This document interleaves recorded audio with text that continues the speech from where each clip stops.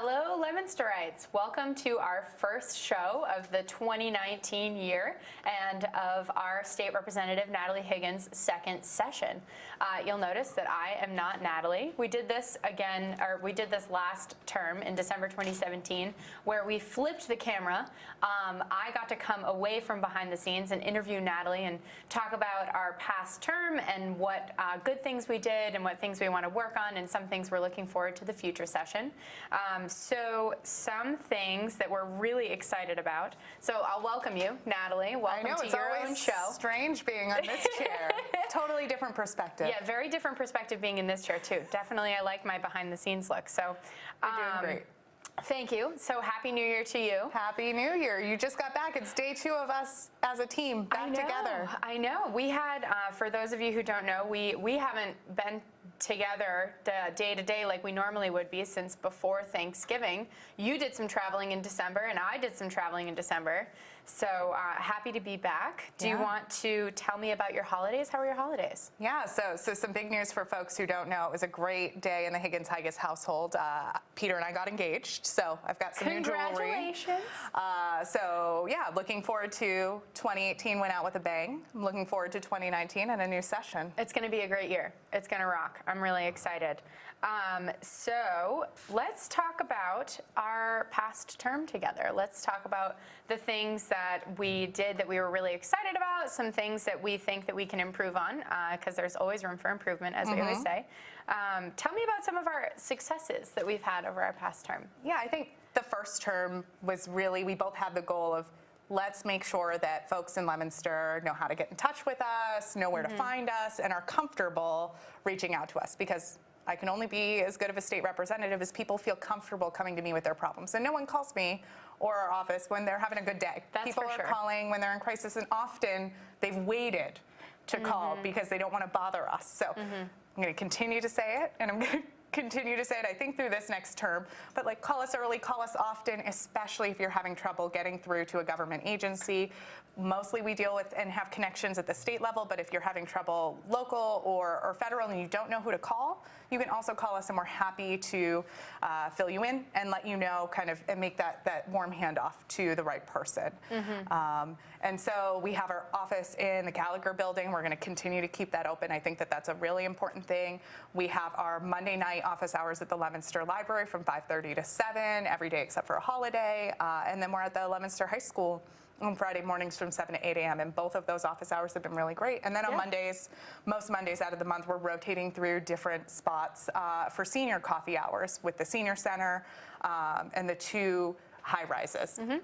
And so that has been really great. So if anyone hasn't plugged into that and want to get in touch with us, give us a call. And if those office hours don't work, you can always reach us at our office at 978-227-5278 just to get in touch and set up an appointment one-on-one. Yeah, and we were talking about this morning. It's something that we love to see people just pop into our office. We're not always there, and so when we're not there, please give us a call. Like Natalie said, call us often and call us early. We're here, and we're here to help, and happy to do so. And if we happen to be at a meeting on the door and you pop by our office in the Gallagher building in room 29, my cell phone's right on the door. So you can always reach me on my cell, 978-602-3772. That is another really good way if you're trying to get in touch with us and you can't, just give me a call. I can't always pick it up because I might be in a meeting, but I'm happy to call you right back. I always tell people, sometimes people are really surprised that we call them back.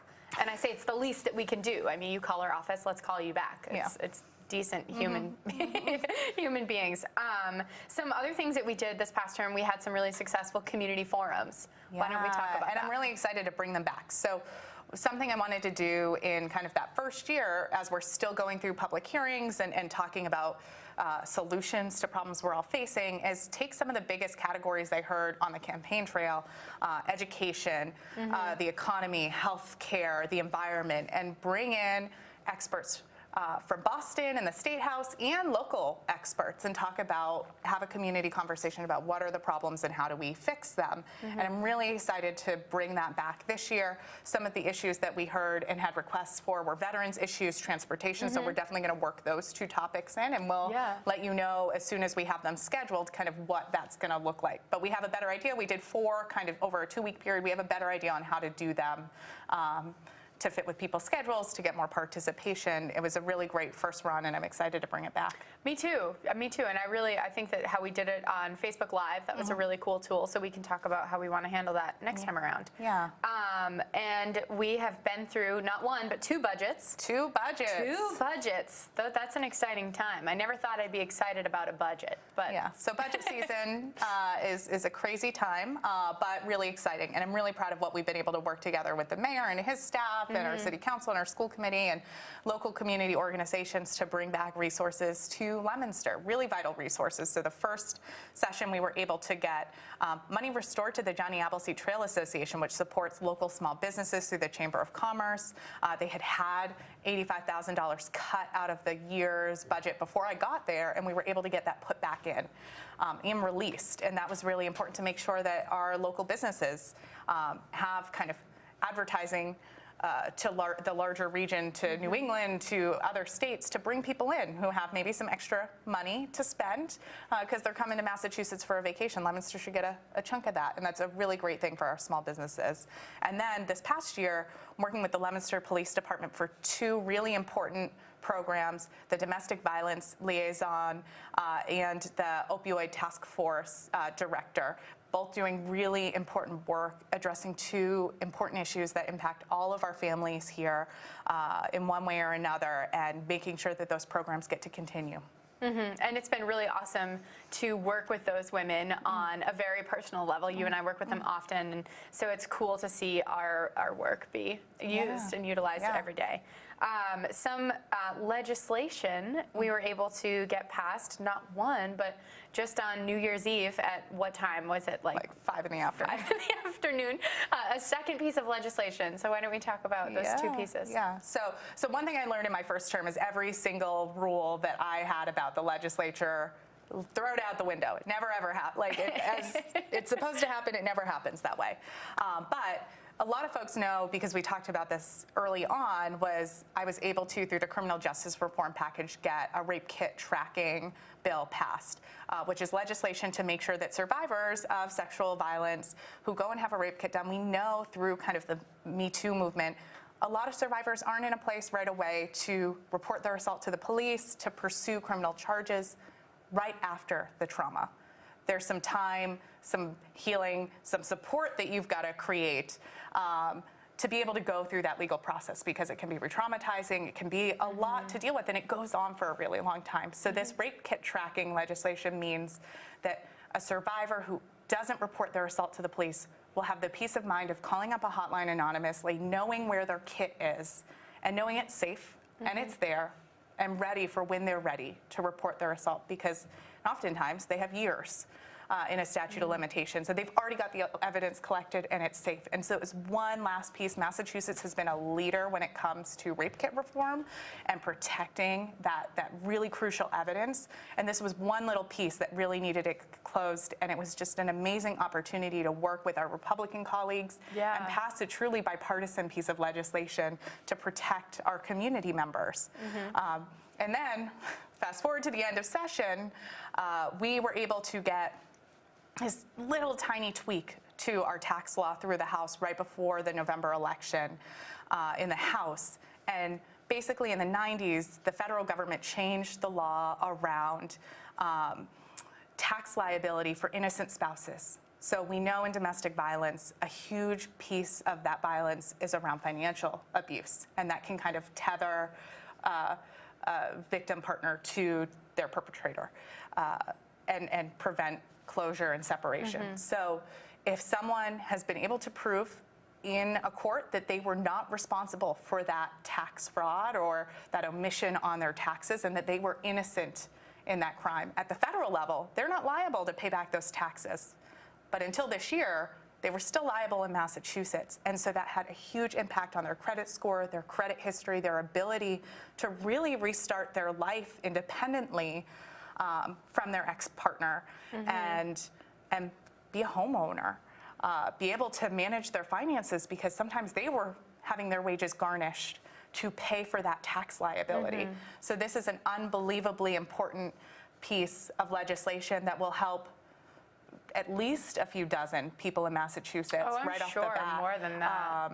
And I'm just so thankful for the advocates who did not give up on this bill and really pushed and was able to really at the last minute They were great. get that bill over the hurdle. And yesterday the governor signed it into law. So it's just a really, really amazing thing to get not only one piece of legislation, but two pieces of really, really important legislation that's going to have a real impact on people's lives in your first term. It's a lot to navigate in the legislature.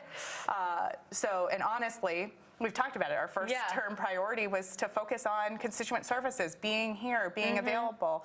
As much as I love the policy side and I want to be able to enact meaningful policy, can only do so many things. And so to be able to have these two major wins in our first term, just super cool. I'm so thankful and looking forward to another successful legislative session. Me too. Congratulations. That's so exciting. I love that. And so with some successes, there are some things that we need to improve on, as always. So let's talk about some things that we struggle with on a day-to-day basis, and I'm sure people can understand. One of my main responsibilities as Natalie's legislative aide is her schedule. Never have I ever thought that I was going to be in charge of someone's schedule like this and have it be this hard. It's really, it's dreadful.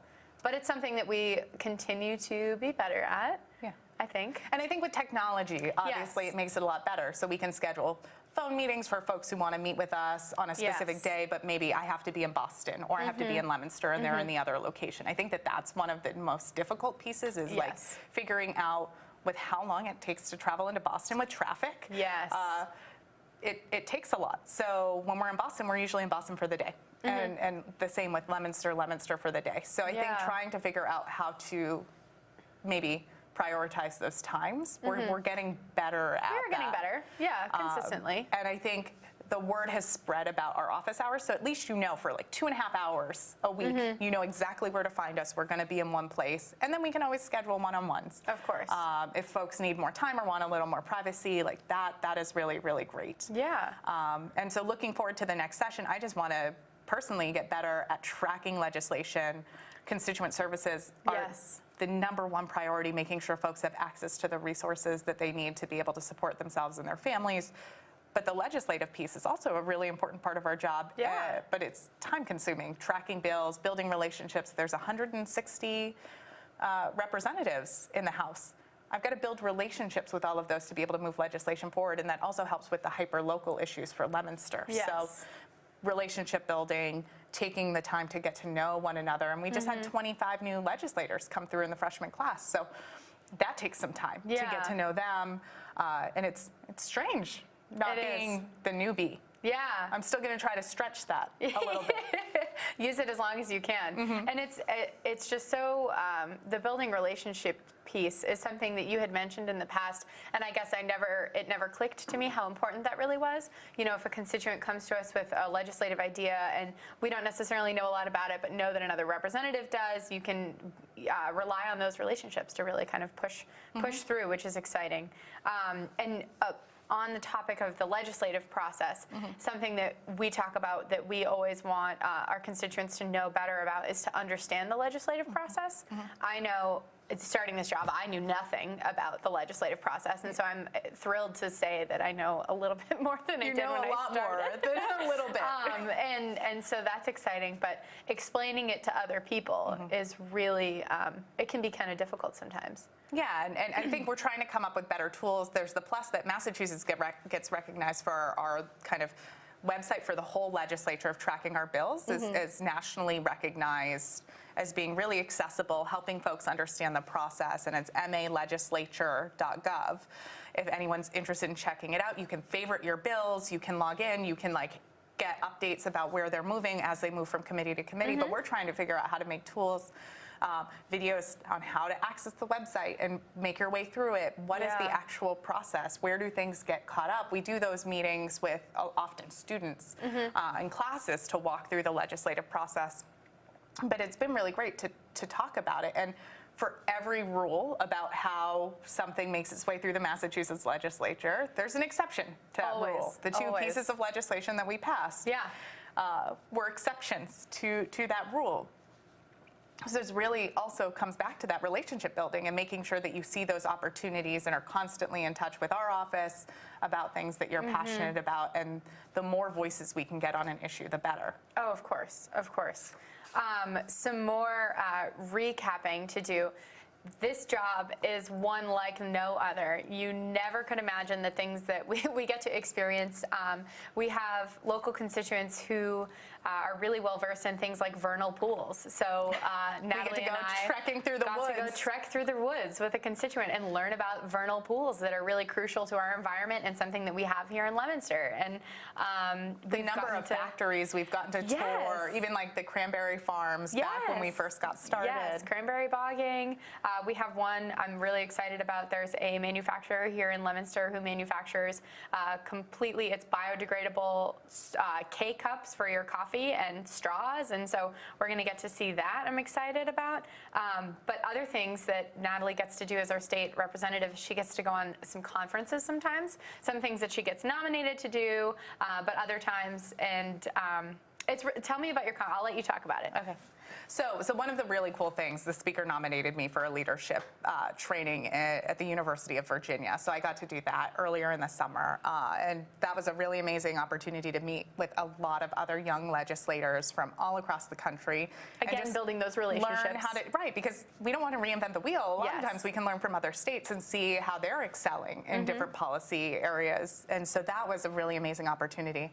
And then many thanks to one of our neighboring reps who I've had on the show before, Representative Jen Benson from Lunenburg, nominated me for something called the American Council of Young Political Leaders. And it's a program that started in the 60s with a couple of DC staffers who said, you know, as Americans, we know very little about international politics, and we could do a better job learning about what is happening in so many other countries. And so a week before the November election, I got a call from ACYPL saying, we've got this trip coming up to Tunisia and Morocco in December. Would you be interested in going? And it was like, absolutely. Sure. What do I need to do? How do I get there? And so it was a 12-day program, 2 days in DC, just to prep us and get us ready for the trip. I was able to go with 6 other young political leaders, either elected officials or folks who work in government from all across the country. There was someone from Louisiana, someone from Kentucky, someone from Texas, 2 folks from DC, and someone from Baltimore, Maryland. Bipartisan, 3 Republicans, 3 Democrats, an independent. And we spent 5 days in Morocco, 5 days in Tunisia, learning about their government from the local level to the federal level, and what issues are they dealing with. And so much of it is similar, and I think it's been really meaningful. Admittedly, Tunisia was not on my list of places to go. Morocco, obviously, is a very popular place for people to travel. For folks who aren't aware, Tunisia is in year 8 of their democracy. They have just had a revolution and started figuring out how to make a democracy thrive in their country. It was really amazing to get to be there and to meet a lot of young Tunisians who watched the revolution and were living abroad and said, I want to be a part of this. I want to come back to my country and help this democracy grow. And they're dealing with a lot of the same frustrations we're dealing with. Distrust of government, not feeling like their voices are being heard, economic inequality that is making it really hard, the unemployment rate for college-educated graduates, young people, 1/3 of college-educated folks in Tunisia don't have jobs. That's really hard. And so to talk to them about, we're dealing with a lot of these issues, and the economic inequality and how it's impacting us, and how we as elected officials have an obligation to be accountable and accessible to our constituents. I mean, these kinds of grassroots campaigns never existed because Yeah. that wasn't how their government was structured. So they're trying to figure out how to do it. They just held their first local elections, like our city council, our school committee. And it was just really amazing to get to talk to them and see how they were doing it. And obviously they look to the US as like, you've been at this for hundreds of years. Yeah. And to remind them, in the beginning, we didn't have it completely figured out. It took us an Articles of Confederation, then a US Constitution, and then Bill of Rights. Like, we were still rewriting Yeah. our rules and our laws and our standards in the beginning. And I'm just super thankful to be able to go and learn about both of those countries, talk about our shared experiences, and realize that we have so much more in common than we have different. And really, a successful and thriving Tunisia and Morocco makes the US stronger too. And we all, just like a really successful Leominster makes North Central Mass stronger and makes Massachusetts stronger, like, how do we tell that story? How do we share those stories? That is so exciting. What a cool experience. So now let's look forward. What do we have to look forward to in the 2019-2020 legislative session? So for folks who aren't aware, we have 2 weeks to file our legislation for a 2-year session. And so we can file legislation later on, but it kind of moves to the back of the pack. And folks know it takes a long time. We have to wait for committees to get assigned before bills can be heard. Every bill gets a public hearing in their first committee. And so by next Friday, we'll have filed all of our legislation to kick off the session. That includes things that I've prioritized. It includes things that constituents have asked me to file.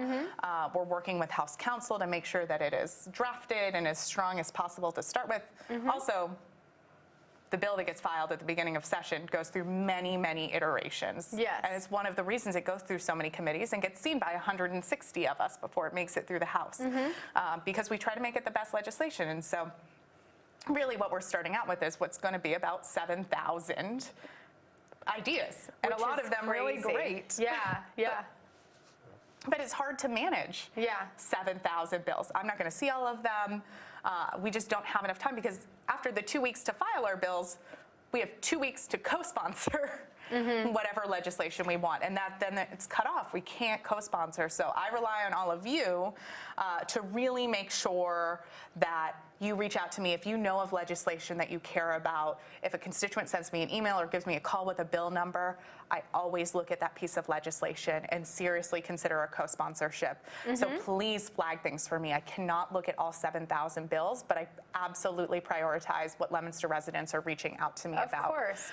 And I think that that's really important. It is very important. Advocacy is so important. And if something too, if a constituent knows that they want to get more involved politically and, think, oh, I really love animals. I wonder what's going on with legislation regarding animals. You could even, do some research on maybe the MSPCA's website or something like that and see what their legislative priorities are, and then reach out to us with that. And usually agencies like that will have sometimes a blurb that all you have to do is copy and paste and send it to us. And we take those just as seriously as a personal story or whatever it may be. Or legislation that you're concerned about and you're opposed to. That also is really helpful for me to know. I've already been getting calls about some ideas that are floating around there. We don't know if they're going to be filed yet, but people are already giving me a heads up about those, and that's really helpful too. I'm excited for all the legislation. So last term, we filed, 8, 9? We started with 8. And then I think it got to 12 by the end with some late files. And right now we're looking to 16 to 20 pieces of legislation? I feel like it's going to tip up to 30. It probably will, but it's okay. Yeah. We can do this. So most of the legislation that I'm filing is in the background that you all know I have experience in, because it's where I feel like I can contribute to the conversation in a unique way. So public higher education affordability and accessibility. As a proud graduate of UMass Amherst, as someone who has over $100,000 in student loan debt, I think that this is something that is a defining issue for our generation, for my generation, and we really need to make sure that we move back towards a more affordable and accessible public higher education system. So many students in Leominster are first-generation college students, and I'm worried about how many are deciding they don't want to go to college because it just seems too unaffordable, too inaccessible. Even though there is a career that they have a passion about that would need an advanced degree. And also think about the important roles that we have teachers who have to get a master's Yeah. and often have a hard time finding a job that pays well. Social workers. We need more mental health care professionals in North Central Mass in particular. We need to figure out ways to incentivize folks to go into those fields and know that they can support themselves and their family. So talking about that, I was also a rape crisis counselor for a decade. So obviously an issue near and dear to my heart, and trying to figure out how to make sure that the laws are working better, supporting survivors, and how do we prevent this? So having conversations about what does consent education look like in our schools. I was a teen counselor, I did that, but not every school in Central Mass had access to it because there wasn't a mandate. And I know we're hesitant about mandates, but we do need to be talking to our kids about how to have healthy relationships and being better models for that. It's so important. And some really cool new things that are maybe a little more outside of my wheelhouse, but Leominster is a gateway city. We have a lot of low-income families who are concerned about the environment. We have every single time I go into a school, our students are huge environmentalists. That is the #1 issue that they care about and want to talk to me about, and they have great ideas.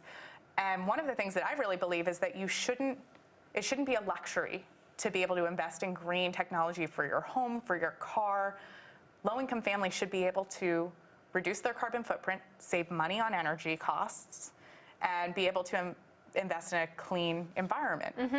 So we're looking to work with Andy Vargas, who's another rep from a gateway city, Haverhill, to work on a study of all of the programs that exist, all of the financial incentives for families to make their home greener, make their transportation greener, and figure out what are those gaps. How do we actually get low-income families in gateway cities to completely remove themselves kind of from the grid and make themselves net zero when it comes to energy? It's going to save them money, and it's also going to help us get to our goals with the Global Warming Solutions Act that we are woefully behind our goals to meet what the standard we set for 2050.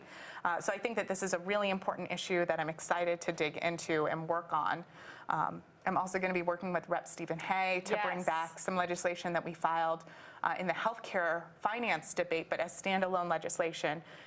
We are lucky to have community hospitals in Leominster and Fitchburg, and we need to make sure that they have the services that we need in our community. And we've seen a number of times essential services that the Department of Public Health has deemed essential have still been cut. We need to figure out a better way to help our hospitals be able to keep these programs, but also hold them accountable. If you get to call yourself a community hospital and qualify for additional funding, we expect that you're going to have those certain essential healthcare services here in North Central Mass. Yes. Yes, this is so many good ideas. Among the 7,000, we have about 20 to 30 really good ones, and I'm really excited to do that with you again this term. And so we only have a couple minutes left. So last term goals versus this term goals. So we had talked about how last term really was making sure that people know that we're here, where to find us and when to find us, how to get a hold of us. And I think we've done that, and we can continue to do that. And this term, let's focus on some legislation. Those things that you spelled out, the ideas, I'm excited about those things. Any last minute things that you want to plug before? No, I'm just so excited and thankful for everyone who supported me. In my re-election, I'm thankful to be your state representative for a second term. I'm looking forward to working with all of you. Please share your stories. Please share your thoughts, concerns. Reach out to us. We love to hear from you, and we want to help you be able to amplify your ideas and your solutions and make them a reality. That's a major part of our job, and we're trying to figure out how to really raise up Leominster's voices. And so I'm just looking forward to working with you. For some of you who have been concerned about what's going on with the Chapter 70, the education funding formula, that we've been seeing you at a lot of different community events. There's one more coming up on Tuesday, January 29th from 6 to 8 p.m. at Skyview Middle School. That's going to be focused on kind of the grassroots movement that is really pushing. There's a number of us legislators who have said, we're taking a commitment to try to get the foundation budget formula reformed by the start of the next school year. We can't go another year with our kids having missed opportunities because our schools don't have the resources to be able to provide all of the fantastic education that they need. So looking forward to seeing you there, and please stop into one of our office hours. Yes, and just one more plug about our office hours in case you missed it before. Monday nights from 5:30 to 7 p.m. at the Leominster Public Library. We're there every Monday other than Monday holidays. Friday mornings from 7 to 8 a.m. at the Leominster High School Media Center. We're there other than when school's not in session. You can always call our office, 978-227-5278. If you miss us there, you can call Natalie's cell phone. I always joke she gives it out like candy, 978-602-3772. Thank you guys so much for tuning in. We're very excited about our upcoming legislative session, and we will see you next month. See you next month.